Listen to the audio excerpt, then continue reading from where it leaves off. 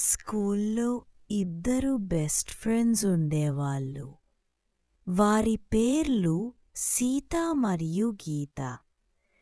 రోజు కలిసి స్కూల్కి వెళ్ళేవాళ్ళు, కలిసి తిరిగి వచ్చేవాళ్ళు. సీత ఎప్పుడూ ఆరోగ్యకరమైన ఆహారం తినేవాళ్ళు, పళ్ళు, కూరగాయలు, పాలు లాంటి వాటిని. కానీ గీత మాత్రం తినేవాటిలో ఎక్కువగా junk food, chips, cool drinks, French fries. ఒకరోజు స్కూల్లో హఠాత్తుగా వైరల్ ఫీవర్ వస్తుంది. సీత, గీత ఇద్దరికీ జ్వరం వస్తుంది. సీతకు 3 రోజుల్లోనే జ్వరం తగ్గిపోతుంది. కాని గీతకు మాత్రం జ్వరం తగ్గదు.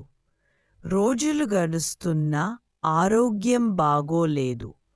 ఆమెను హాస్పిటల్కి తీసుకెళ్లారు. కాని మాసాలు అయినా గీత పూర్తిగా కోలుకోలేకపోతుంది. ఇంతలో సీత మళ్ళీ స్కూల్కి వెళ్ళే స్థితి వచ్చేసింది. కొన్ని రోజుల తరువాత గీత కూడా స్కూల్కి వస్తుంది. కాని ఇంకా బలహీనంగా ఉంటుంది. ముఖం మీద వెలుగు లేదు.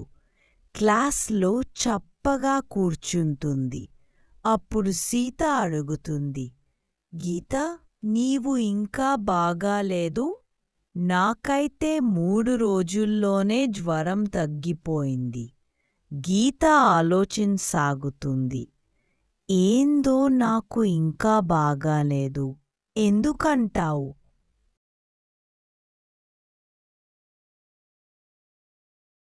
ఆమెకి అప్పుడు గుర్తొస్తుంది, సీత ఎప్పుడూ ఆరోగ్యకరమైన ఆహారమే తింటుంది.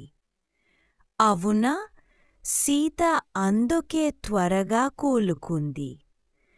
అప్పటి నుండి గీత కూడా ఆరోగ్యకరమైన ఆహారం తినడం ప్రారంభిస్తుంది.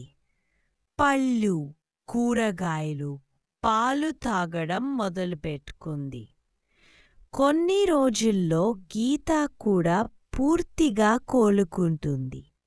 మళ్ళీ ఇద్దరూ ఆనందంగా, ఆరోగ్యంగా కలిసి స్కూల్కి వెళ్ళే స్థితిలోకి వస్తారు. మొరల్: ఆరోగ్యకరమైన ఆహారం మనకు రక్షణగా నిలుస్తుంది, మన శరీరాన్ని బలంగా ఉంచుతుంది.